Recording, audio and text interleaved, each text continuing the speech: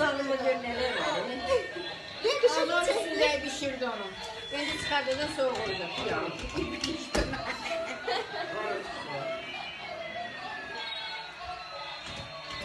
Bir de oynayalım lan. Eli bulgur mu?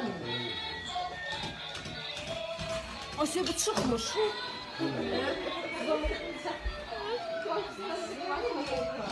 Ana dedim başta.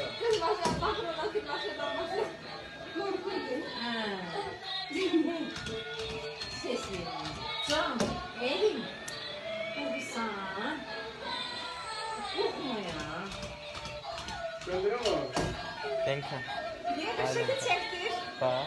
Lenka, lenka. Bak Az. Lenka. Şekil çektir. Ne bak? Ona bak.